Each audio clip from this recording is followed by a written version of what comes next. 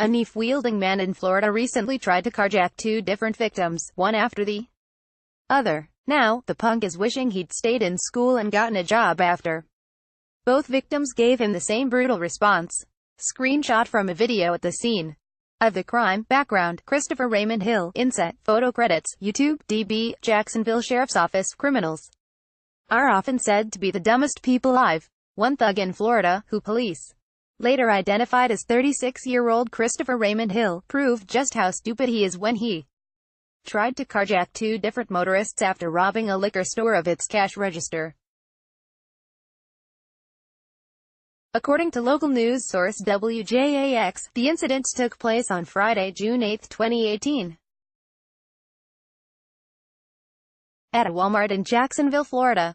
Police said that Hill first assaulted and robbed a female Walmart employee before he ran out the door with her register in his arms. Investigators said that Hill first tried to gain access to the register by asking the cashier, Latoya King, if she had change for a $20. When King told Hill that he would have to make a purchase to get change, he bought a pack of cigarettes and waited for the right moment before jumping over the counter to attempt getting into the cash drawer. King immediately closed the drawer before Hill picked up the whole thing and bolted for the door. For Hill, things were about to take a turn.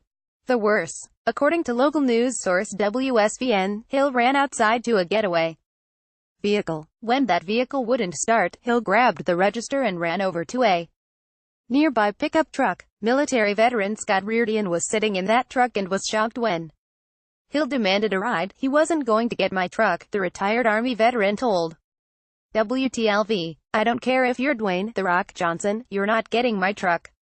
Reardian said that Hill put the register in the bed of his truck and then began to slash at him with a knife. "I turned the ignition off, grabbed my keys,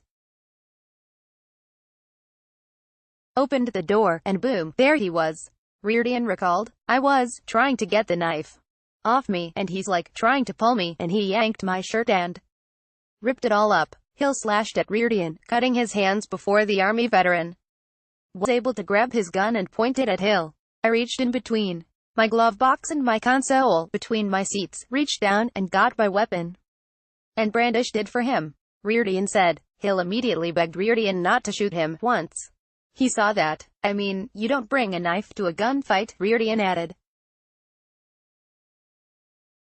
This is when witnesses say Hill took off on foot toward a Starbucks drive-thru before approaching a woman's vehicle on the passenger side. The woman rolled her window down to find out what Hill needed, and to her horror, Hill jumped inside her vehicle and demanded that she start driving. The victim tried pushing Hill out of her car but after a few moments, gave up and immediately went to retrieve a Ruger handgun from her trunk. She was going to have this thug leave her vehicle one way or another. The moment Hill was staring down the barrel of her gun, he took off. Again on foot. Christopher Hill reportedly ran inside a Supercuts store and barricaded himself in a restroom until police arrived. When he was taken into custody, police found a knife in his pocket. The cash register Hill had stolen was returned to Walmart. Hill was charged with strong-arm robbery, attempted carjacking, and aggravated battery.